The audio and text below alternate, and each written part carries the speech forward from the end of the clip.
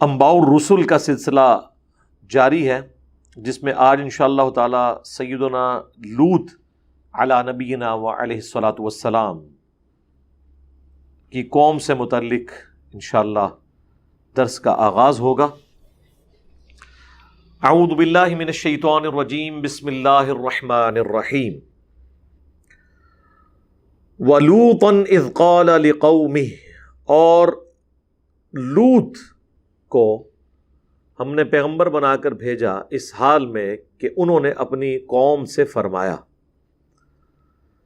اتأتون الفاحشۃ ما سبقکم بها من احد من العالمین، کیا تم ایسی بے حیائی کرتے ہو کہ جو تم سے پہلے آج تک دنیا میں کسی نے نہیں کی۔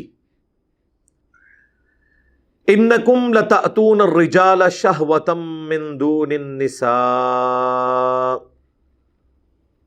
بے شک تم جاتے ہو مردوں کے پاس شہوت کے لیے عورتوں کو چھوڑ کر۔ بل انتم قوم مسرفون، بلکہ تم تو حد سے گزر جانے والی قوم ہو۔ حضرت لوط علیہ السلام کا ذکر قرآن حکیم میں کئی ایک مقامات پہ ان کی قوم کے تفصیلی حالات آئے ہیں۔ ان میں سے ایک مقام سورۃ الاعراف بھی ہے۔ یہ حضرت ابراہیم علیہ السلام کے بھتیجے تھے۔ سورۃ العنکبوت میں آیا کہ ایک لوط ان پر ایمان لے کر آئے، ابراہیم علیہ السلام پر۔ اللہ تعالیٰ نے انہیں پیغمبر بنا کر سدوم کی بستی کی طرف بھیجا۔ یہ آج بھی بستی موجود ہے، لیکن تباہ شدہ حال کے اندر۔ اردن اور فلسطین کے درمیان اس ٹریک میں یہ بستی آتی ہے۔ اس کے کھنڈرات اور جو عذاب کے اثرات وہ ابھی تک وہاں پر موجود ہیں۔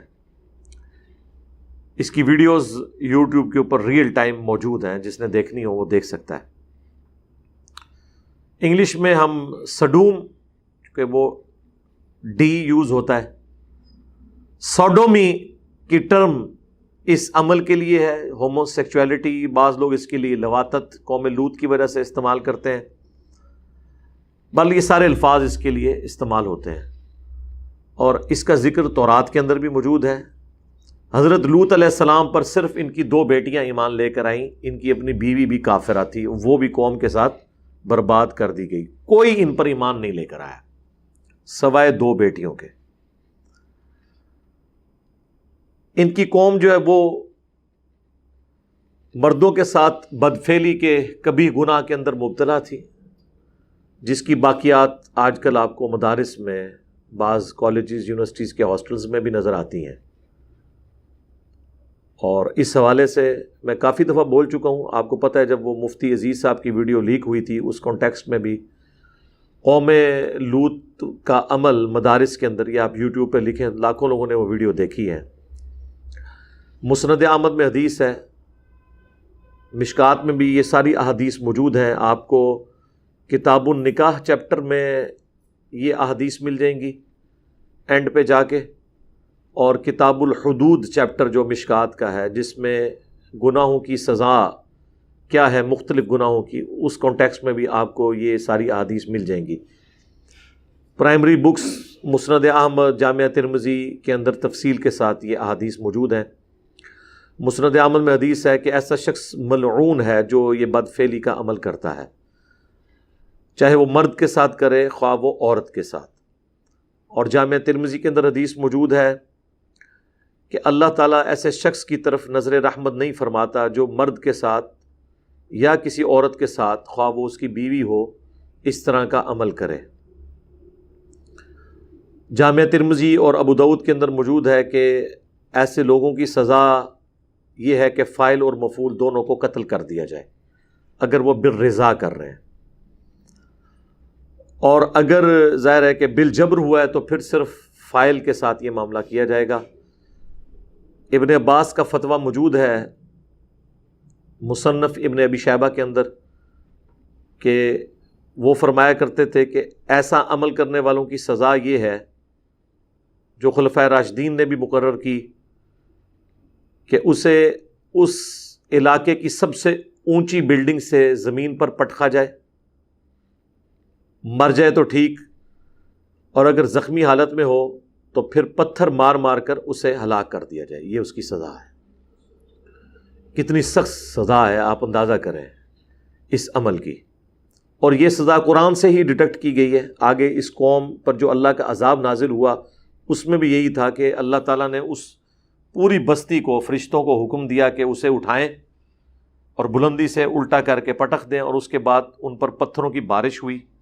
آج بھی سائنٹیفکلی یہ چیز ثابت ہے کہ وہاں پر ایک آتش فشاں پہاڑ پھٹا تھا جس سے لاوا اور پتھر نکلے تھے، جس سے وہ قوم تباہ کر دی گئی۔ ظاہر ہے وہ اس کی سائنٹیفک ریزن تو ہوتی ہے، اللہ تعالیٰ کی طرف سے جو زلزلے کی شکل میں عذاب آتا ہے، یا چنگھاڑ کی شکل میں آتا ہے، یا تیز ہوا چلنے کی شکل میں آتا ہے، اس کے لیے کوئی نہ کوئی سائنٹیفک ریزن تو ہوتی ہے، اللہ تعالیٰ ایکٹیویٹ کرتا ہے ان چیزوں کو۔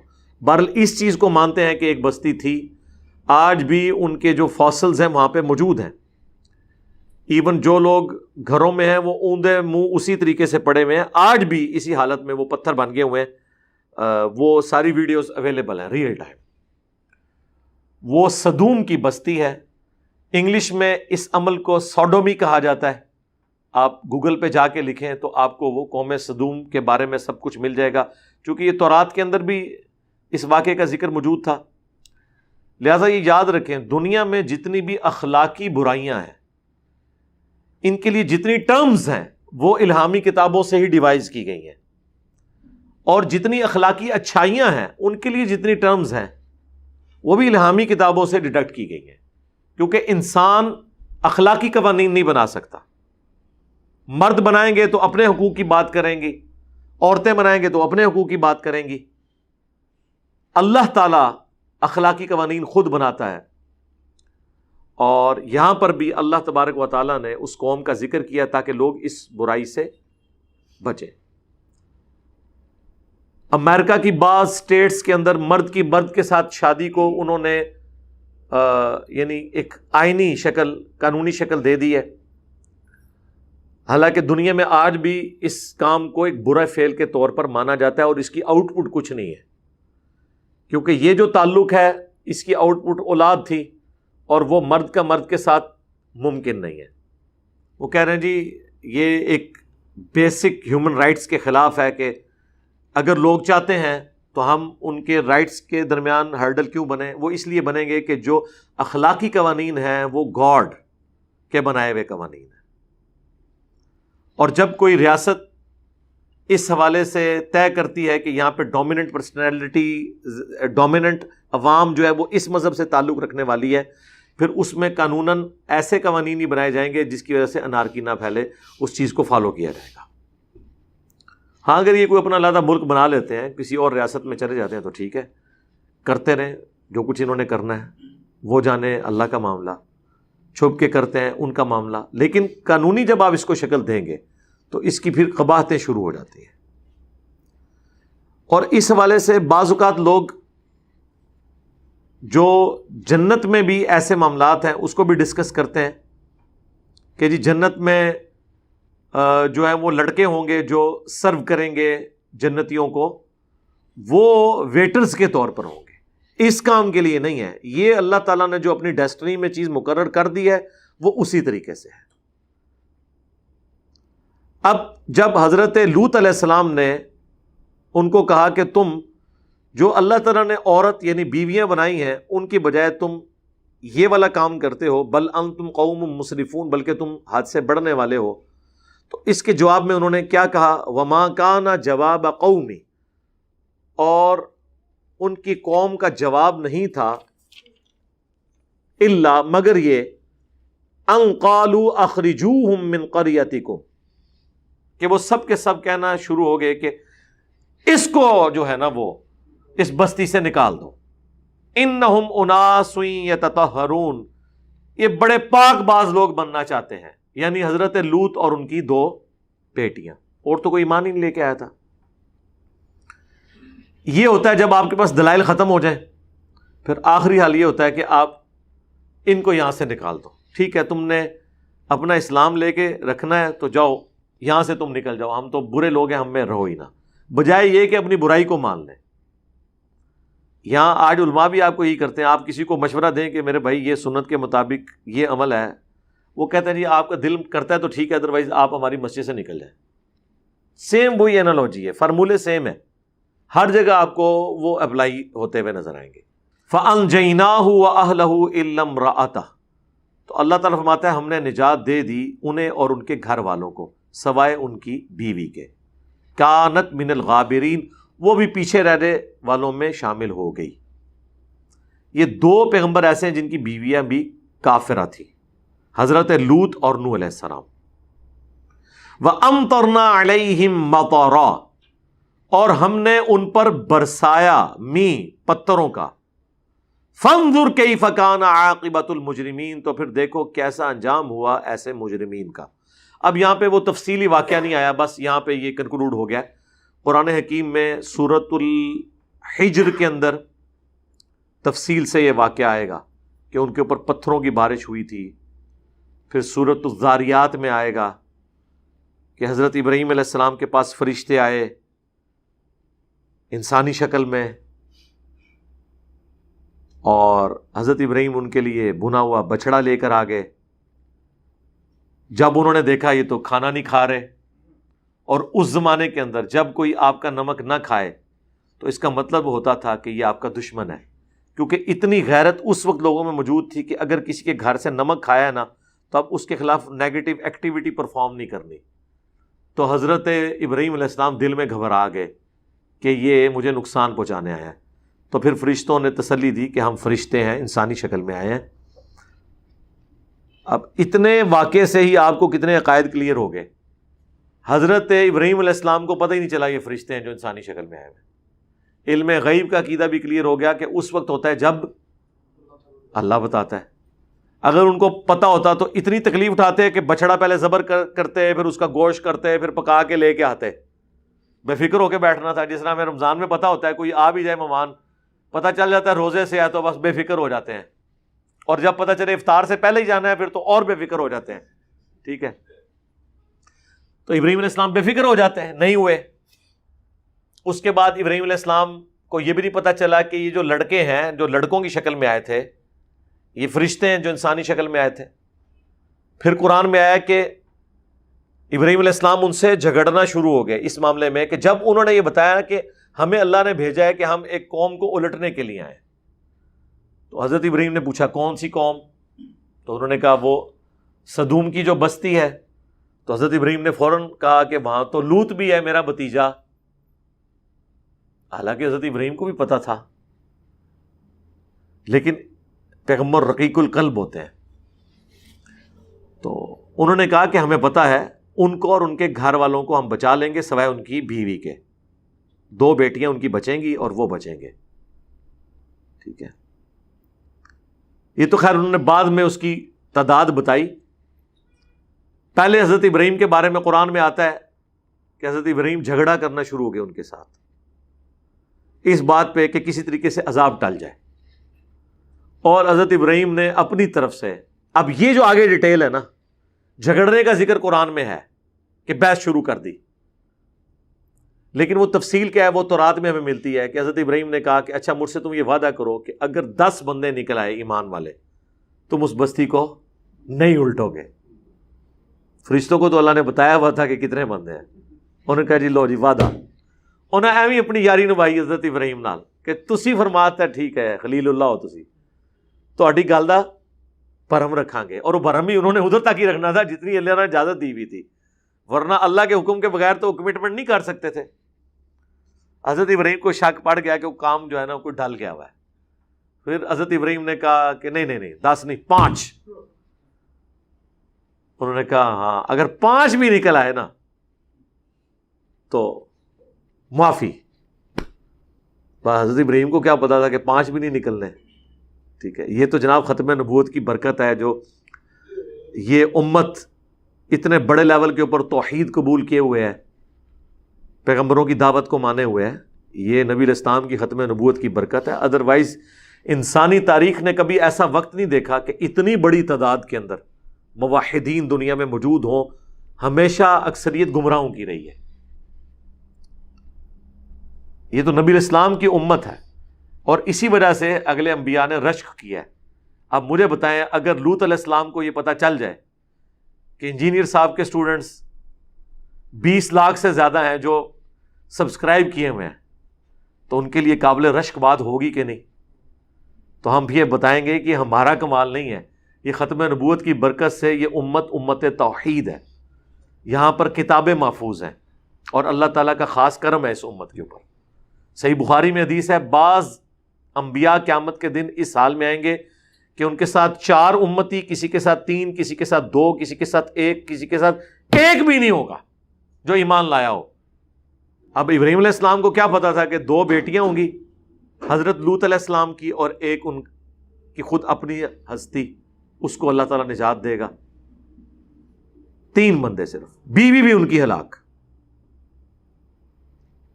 پھر وہ نوجوانوں کی شکل میں قرآن پاک میں پوری تفصیل آتی ہے۔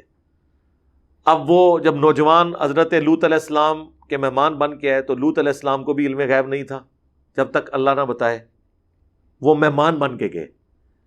اللہ تعالیٰ نے سنت اڈاپٹ کی ہے نا، وہ قرآن میں پوری تفصیل آئی ہے۔ پھر اس کی مہمان کی شکل میں گئے تو حضرت لوط علیہ السلام نے انہیں گیسٹ کے طور پہ رکھا کہ دوسرے علاقے سے لوگ یہاں پہ کوئی وزٹ کرنے آئے، اس جگہ پہ لوگ ٹورزم بہت زیادہ تھی، لوگ دوسرے ملکوں سے سیر و سیاحت کے لیے آیا کرتے تھے۔ تو قرآن میں ذکر ہے کہ جب وہ نوجوان لڑکوں کی شکل میں فرشتے آئے تو حضرت لوط علیہ السلام بڑے غمگین ہوئے کہ کاش آج میرے پاس کوئی ایسا قلعہ، کوئی ایسی جگہ ہوتی کہ میں اپنے ان مہمانوں کو بچا سکتا اپنی قوم کے شر سے، کیونکہ انہیں ڈر پڑ گیا کہ اگر وہ اتنے لڑکوں کو دیکھیں گے تو وہ تو اپنی حاجت پوری کرنے کے لیے یہاں آ جائیں گے۔ اور وہی ہوا، قرآن میں آیا کہ وہ سارے کے سارے جمع ہو کے آ گئے۔ تو حضرت لوط علیہ السلام نے بڑے لجاجت کے انداز میں انہیں سمجھایا، مجھے میرے مہمانوں کے سامنے بے عزت نہ کرو، کاش کوئی مضبوط قلعہ ہوتا میں اس کی پناہ لے لیتا، یا کاش شیخ عبد القادر جیلانی ہوتے ایک نگاہ مار کے ہلاک کر دیتے۔ پیغمبر تو یہی کہتے ہیں کہ کاش کوئی قلعہ ہوتا میں اپنے مہمان بچا لیتا۔ تو اس سے آپ کو اندازہ ہو جانا چاہیے کہ بابت شاہی کوئی نہیں، یہ بابوں کی طرف سب جھوٹی کہانیاں منسوب ہیں۔ پیغمبروں کو کوئی ایسی چیز نہیں ملی ہوئی تھی جو یہ نگاہ مار کے تو یہ کر دیں وہ کر دیں۔ تو حتیٰ کہ حضرت لوط علیہ السلام نے کہا کہ کسی کو زیادہ مسئلہ ہے تو یہ میری بیٹیاں ہیں، ان کے ساتھ شادی کر لو کسی نے کرنی ہے۔ انہوں نے کہا کہ یہ ہمیں مشورے اپنے پاس رکھو، تمہیں پتہ ہے ہم کس کام کے لیے آئے ہیں۔ اس وقت پھر فرشتوں نے اب دیکھا نا کہ حضرت لوط علیہ السلام جو ہے وہ ان کا وہ تھریش ہولڈ پوائنٹ کراس کر گیا ہے، ظاہر ہے پریشانی، ٹینشن۔ انہوں نے کہا آپ گھبرائیں نا، ہم اللہ کے فرشتے ہیں، یہ ہمیں کیا نقصان پہنچائیں گے، ان کو الٹنے کے لیے ہم آئے ہوئے ہیں۔ بس رات کے آخری پہر آپ نے اپنے گھر والوں کو اپنے ساتھ لے کے نکل پڑنا ہے، اور آپ کی بیوی جو ہے نا وہ آپ کی اس قوم کے ساتھ شمار کی جائے گی، باقی آپ اپنی بیٹیوں کو۔ پوری قوم میں سے ایک مرد نہیں نکلا، ایک مرد کا بچہ نہیں نکلا جو حضرت لوط علیہ السلام پر ایمان لایا ہو۔ 2 بیٹیاں، اور کہا کہ آپ رات کے آخری پہر لے کے نکلیں، ان کے اوپر عذاب آئے گا، ہمیں حکم ہے کہ ہم اس بستی کو الٹیں گے اور ان پہ پتھروں کی بارش ہوگی۔ وہی ہوا، حضرت لوط علیہ السلام اپنی بیٹیوں کو، بیوی کو بھی ساتھ لے کے نکل پڑے۔ ظاہر ہے بندے فیملی کا تو ایک ہوتا ہے نا سلسلہ، اگرچہ انہیں بتا دیا گیا تھا اس نے کو نہیں بچنا، ان کا چلو ایک آخری ٹرائی مار کے دیکھ لوں، لیکن آپ کو پتا ہے کہ موت کے غرغرے سے پہلے پہلے توبہ قبول ہوتی ہے۔ چونکہ اللہ نے عذاب کا فیصلہ کر لیا تھا، اگرچہ اس کی ایگزیکیوشن چند گھنٹے بعد ہوئی، لیکن فیصلہ ہو چکا تھا، اس سے پہلے تو وہ ایمان نہیں لائی تھی نہ بعد میں اس نے لانا تھا۔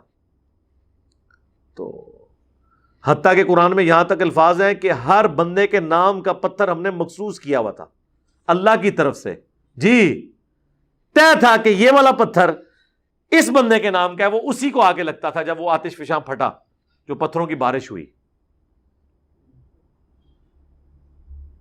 اللہم احسن عاقبتنا فی الامور کلیہا واجرنا من خزی الدنیا وعذاب الآخرہ، آمین۔ تو بہرحال وہ لے کے نکلے، یہاں تک تو قرآن میں آیا ہے۔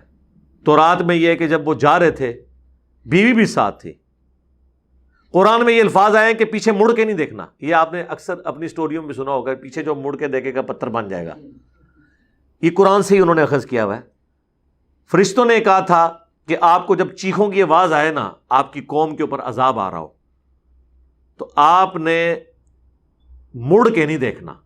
یہ نہ ہو کہ پیغمبر ہے تو دل پسیج جائے. مڑ کے نہیں دیکھنا، کیونکہ وہ عذاب نازل ہو رہا ہے اور عذاب والا مقام ہے. آپ نے سیدھا آگے جانا ہے جب تک کہ آپ کو وہ جگہ نہ بتا دی جائے جہاں آپ کا پڑاؤ ہونا ہے. تورات میں پھر یہ ملتا ہے کہ ان کی جو بیوی تھی نا، جب اس نے چیخو پکار سنی تو ظاہر ہے اس کی ہمدردیاں اپنے خاوند کے ساتھ تو نہیں تھیں. اس نے مڑ کے دیکھا، ہائے میری قوم. بس جب مڑ کے دیکھا تو اس کے حصے کا پتھر اسے لگا، اور وہ پیغمبر کے ساتھ ہوتے ہوئے بھی ماری گئی، کیونکہ اس کے اعمال اور عقائد پیغمبروں والے نہیں تھے. آپ بے شک کہتے رہیں کہ جو کچھ بھی ہے تیرے محبوب کی امت سے ہیں. وہ کہتی رہی کہ جو کچھ بھی ہوں تیرے محبوب کی بیوی ہوں. اس وقت تو محبوب لوط علیہ السلام ہی تھے نا، لیکن اس کی چیخو پکار کوئی کام نہیں آئی، مار دی گئی. 2 بیٹیاں لوط علیہ السلام کی جو آپ پہ ایمان لائی تھیں وہ بچا لی گئی، اور وہ پوری کی پوری قوم ہلاک ہوئی. سدوم کی بستی بحر مردار کے کنارے، ڈیڈ سی کے کنارے، آج بھی ان کے اثرات موجود ہیں. اسی طریقے سے وہ گھٹنوں کے بل گرے ہوئے ہیں اور اوندے منہ پڑے ہوئے ہیں. ان کی شکلیں بھی ایسی بنی ہوئی ہیں جیسے کوئی ایک ایبرپٹ کسی کے اوپر عذاب آتا ہے. پتھروں کی بارش جو ہوئی اس کے نشانات پتھر وہاں پہ موجود ہیں. سائنٹیفکلی تو یہ کہا جاتا ہے کہ کوئی آتش فشاں یہاں پھٹا تھا اور اس سے پتھر نکلے اور اس سے یہ قوم ہلاک ہو گئی. لیکن آتش فشاں نے کب پھٹنا ہے سرکار یہ تو آج بھی نہیں پتا ہوتا. صرف یہ کہتے ہیں کہ یہ لیونگ والکینو ہے، کسی بھی وقت پھٹ سکتا ہے. بار وہ اللہ نے تو طے کیا ہوا تھا کہ کس وقت اس کو پھاڑنا ہے اور کس طریقے سے سزا دینی ہے. یہی سزا پھر اسٹیبلش ہوئی خلفائے راشدین کے ہاں. جو کوئی برا عمل کرے تو وہ اسی کو امپلیمنٹ کرتے تھے، جو مصنف ابن ابی شیبہ میں صحیح سند کے ساتھ ہے. مشکات میں بھی کتاب الحدود چیپٹر میں مل جائے گا کہ بلندی سے گرایا جائے، کیونکہ اس بستی کو بھی اٹھایا گیا تھا، پھر الٹا گیا تھا، اور پھر پتھروں کی بارش سے ان کو نیست و نبود کر دیا گیا تھا. یہ عذاب ان پر اللہ تعالیٰ کی طرف سے آیا.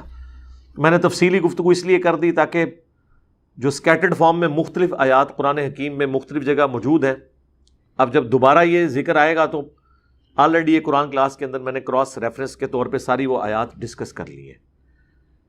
بعض جگہ ذرا تھوڑا ذکر ہوتا ہے، بعض جگہ زیادہ ہوا ہوتا ہے. کچھ حصہ تورات میں مل جاتا ہے، کچھ قرآن میں، کچھ احادیث کی کتابوں میں.